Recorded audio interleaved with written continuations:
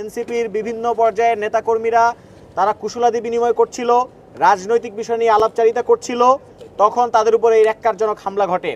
এটি আইন শৃঙ্খলা পরিস্থিতির যে অবনতি এবং সেটিকে ইঙ্গিত করে। তো আমরা এই বিষয়ে দ্রুত পদক্ষেপ গ্রহণ করার জন্য এবং আইন শৃঙ্খলার মোতাবেক আইনানুগ ব্যবস্থা গ্রহণ করার জন্য আমরা আজকে আমাদের অফিস যে থানার অধীন রমনা থানা সেখানে এসেছি এবং আমরা এই হামলার পরিপ্রেক্ষিতে একটি এজাহার দায়ের করেছি। এই এজাহার সম্পর্কে আইনি দিকটি নিয়ে বলবেন আমাদের জাতীয় নাগরিক পার্টি এনসিপির যুগ্ম সদস্য সচিব অ্যাডভোকেট হুমায়রা নূর। তিনি এই এজাহারের আইনি দিকটি নিয়ে বলবেন। আসসালামু আলাইকুম সবাই। এখন প্রায় রাত ৩টা বাজে, আপনারা সবাই এখানে উপস্থিত হয়েছেন। আমাদের সাথে আমাদের আহত ভাই সম্রাট ভাই আছেন। এছাড়া ওনার সাথে উপস্থিত ছিলেন আমাদের দলের আরও ২০-২৫ জন কর্মী, আমাদের সদস্য সচিব আক্তার হোসেন ভাই সহ।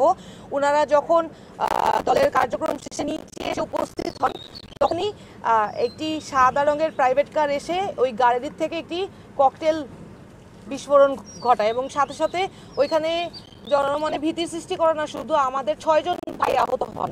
এই ঘটনার পরিপ্রেক্ষিতে আমাদের এই ভাইরা চিকিৎসা নেয় ঢাকা মেডিকেলে গিয়ে এবং আমরা একটি তাৎক্ষণিক সমাবেশ শেষে আমরা এখানে রমনা থানায় উপস্থিত হয়ে আমাদের যে আইনি পদক্ষেপ, যেটা বিচারিক কার্যক্রম গ্রহণ শুরু করার জন্য যে আইনি পদক্ষেপ আমরা গ্রহণ করেছি। আমরা মামলার সুষ্ঠু তদন্ত সাপেক্ষে ২৪ ঘন্টার মধ্যে আমরা দাবি করছি যেন আসামিদেরকে গ্রেফতার করে এই আইনি প্রক্রিয়া চালু করা হয় এবং আমরা ঘটনার সুষ্ঠু তদন্তের সাপেক্ষে যা যা সহযোগিতা প্রয়োজন আশা করছি